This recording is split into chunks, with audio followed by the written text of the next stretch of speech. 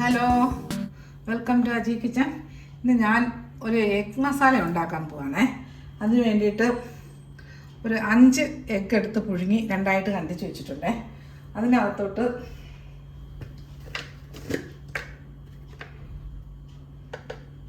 ഒരു ഇച്ചിരി മുളക് പൊടി എൻ്റെ പുറത്ത് തൂക്കി കൊടുക്കാം.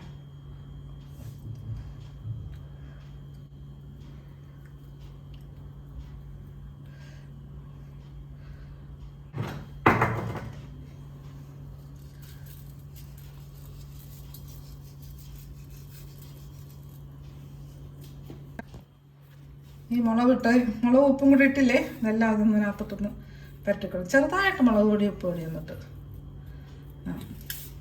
ഇനി ഇത് അടുപ്പൊന്ന് കത്തിക്കേ. ഒരു പാൻ എടുത്ത് അടുപ്പി വെച്ചിട്ടുണ്ട്. ഇതിനകത്ത് കുറച്ച് എണ്ണ ഒഴിച്ചു കൊടുക്കേ. വെളിച്ചെണ്ണ അല്ലേ, കുറച്ചെണ്ണ, ഒരു ടീസ്പൂൺ എണ്ണയ്ക്കെടുത്ത് ഒഴിച്ചെടുത്തിട്ടുണ്ടല്ലേ.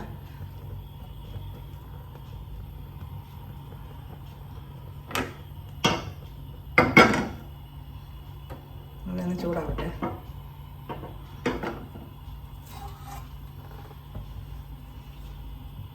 ഇതിലോട്ട് ഈ എഗ്ഗ് എടുത്ത് വെച്ച് കൊടുക്കാം.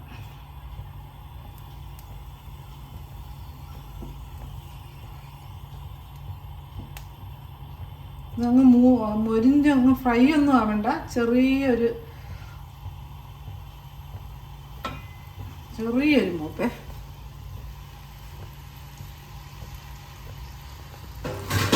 ഈ എഗ്ഗൊക്കെ ഇല്ലേ, ഒന്ന് ചെറുതായിട്ടൊന്ന്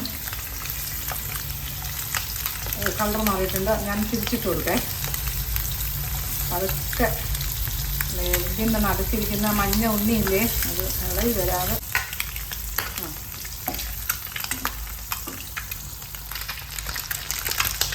മതി. ഇത്രയും മതി, അല്ലെങ്കിൽ മുട്ടയും കട്ടി പിടിക്കും, റബ്ബർ പോലെ ആവും. ഇതിവിടെ മാറ്റി വെക്കേ. എന്നിട്ട് ഈ പാനിനകത്ത് വെച്ചിട്ട്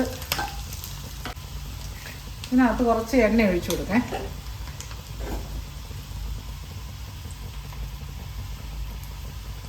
ഇതിലോട്ട് നമുക്ക് ഈ 2 പച്ചമുളക് കുഞ്ഞു കുഞ്ഞാന്നരിഞ്ഞ് വെച്ചിട്ടുണ്ടേ, അതിട്ട് കൊടുക്കാം. 2 തണ്ട് കറിവേപ്പില കുഞ്ഞു കുഞ്ഞായിട്ട് അരിഞ്ഞ് വെച്ചിട്ടുണ്ട്, അതും ഇട്ട് കൊടുക്കാം.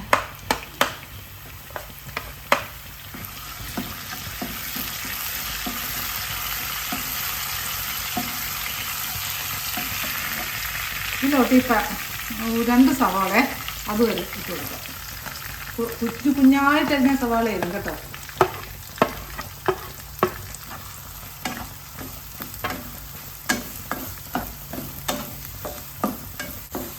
സവാളയൊന്ന് ഒരു ചെറിയ കളർ മാറണേ, ചെറുതായിട്ട്.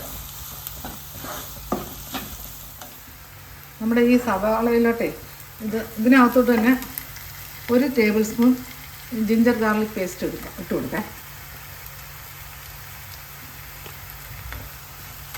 ഇതിൻ്റെ കൂടെ കിടന്ന് മൂക്കട്ടെ.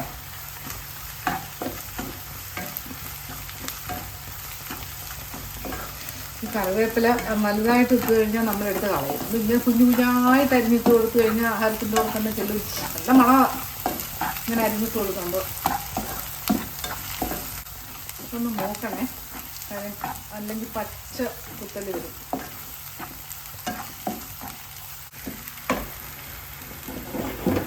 നമ്മുടെ ഉള്ളിയൊക്കെ വാടിയേ, ചെറിയൊരു വാട്ടം മതിയേ. ഇതിലോട്ട് ഈ 1 തക്കാളി അതും അരിഞ്ഞ് വെച്ചേക്കുക. അതും എല്ലാം കുഞ്ഞായിട്ട് അരിഞ്ഞ് വെച്ചേക്കുന്ന അതും ഇട്ട് കൊടുത്തിട്ടുണ്ട്.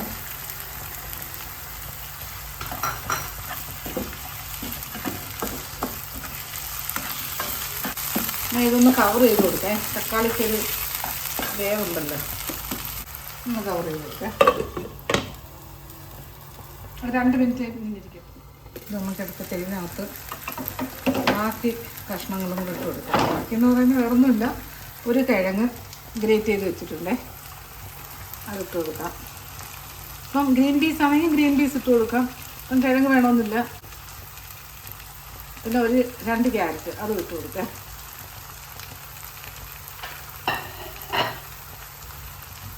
ഇതിനകത്ത് കുറച്ച് ഉപ്പ്, നമ്മൾ മുട്ടയുടെ ശകലം ഉപ്പല്ലേ ഇട്ടുള്ളൂ, ഇനി മസാലയ്ക്ക് വേണ്ടുന്ന ഉപ്പിട്ട് കൊടുക്കാം.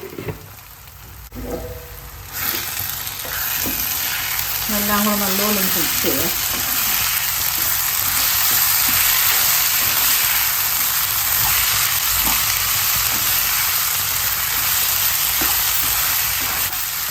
ആദ്യം കിച്ചൺ സബ്സ്ക്രൈബ് ചെയ്യാത്തവർ സബ്സ്ക്രൈബ് ചെയ്ത് ലൈക്ക് ചെയ്ത് ഫോളോ ചെയ്ത് ഷെയർ ചെയ്യാൻ മറക്കല്ലേ. പിന്നെ സബ്സ്ക്രൈബ് ചെയ്തവർക്ക് വളരെ വളരെ നന്ദിയുണ്ട്.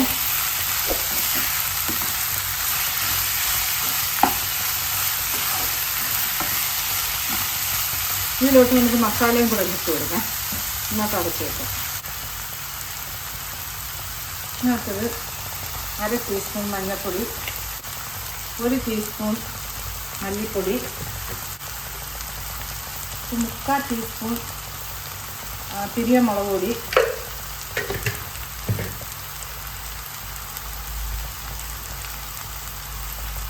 1/4 ടീസ്പൂൺ കുരുമുളക് പൊടി,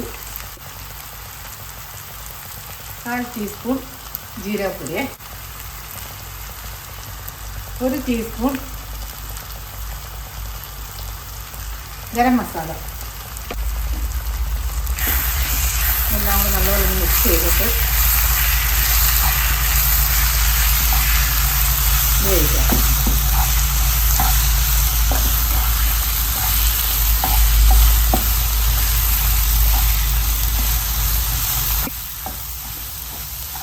നല്ല ടേസ്റ്റ്. ഈ ഇതിനകത്ത് ഞാൻ ഇത് എഗ് ചീസ് മസാല കേട്ടോ. ചീസ് ഇല്ലെങ്കിലും കുഴപ്പമില്ല, ചീസ് ഇല്ലാതെ വേണമെങ്കിലും എടുക്കാം. ഇത് ഞാനകത്ത് കുറച്ച് ചീസ് ചേർക്കുന്നുണ്ട്.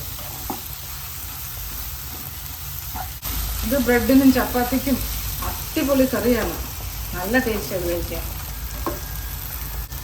ഇതിങ്ങനെ ഇരിക്കട്ടെ, ഒരു 2 മിനിറ്റിനെ കിടക്കട്ടെ.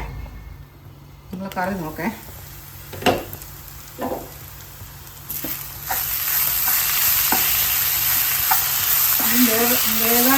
വലുതായിട്ട് വേകാനായിട്ടൊന്നും ഇല്ലല്ലോ. നമ്മൾ തേച്ച് വിട്ടേക്കുന്നല്ലേ.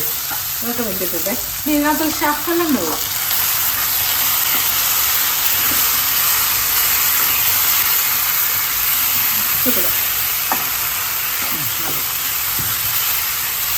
ഒരു 1/4 ഗ്ലാസ് വെള്ളമുണ്ട്.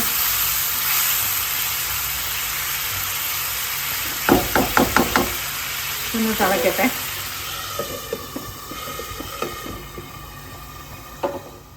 കറി നോക്കേ. ഇനി ഇതിനകത്ത് ഈ മുട്ട റെഡിയാക്കി വെച്ചേക്കുന്നില്ലേ, അത് ഇതിനകത്തോട്ട് ഇട്ട് കൊടുക്കേ.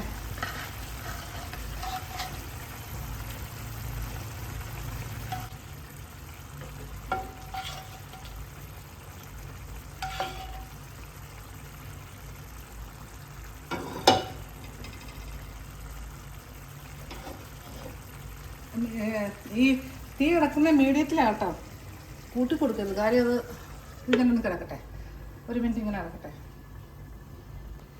നമ്മൾ കേക്കൊക്കെ പരുവായിട്ടുണ്ട്. ഇനി ഇതിനകത്തോട്ട് ഞാൻ കുറച്ച് ഒരു 100 ഗ്രാം ചീസ് ഗ്രേറ്റ് ചെയ്ത് വെച്ചിട്ടുണ്ടേ. അത് ഇങ്ങോട്ട് ഇട്ട് കൊടുക്കും. ഉണ്ടെങ്കിൽ ഇട്ടാൽ മതി.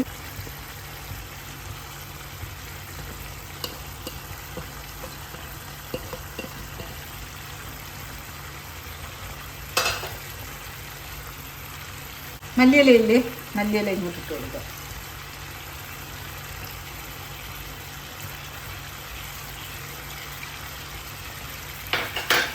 ഇനി ഇതൊന്ന് അടച്ചു വെക്കാം. ഇങ്ങനെ ഇരിക്കട്ടെ. ചീസൊക്കെ ഒന്ന് മെൽറ്റ് ആവണ്ടേ. നമ്മൾ എഗ് ചീസ് മസാല നോക്കാം. ഞാൻ ഗ്യാസ് ഓഫ് ചെയ്യാം.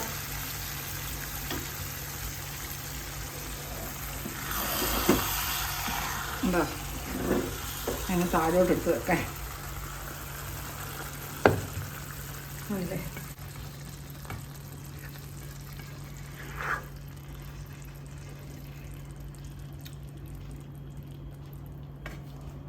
ഓക്കെ. ചപ്പാത്തിക്കും ബ്രെഡിനും ഒക്കെ പറ്റിയൊരു കറിയാണേ. അപ്പോൾ ഇതുപോലെ എല്ലാവരും ഒന്ന് ഉണ്ടാക്കി നോക്കേ. അപ്പം അജി കിച്ചൻ സബ്സ്ക്രൈബ് ചെയ്യാത്തവർ സബ്സ്ക്രൈബ് ചെയ്യണേ.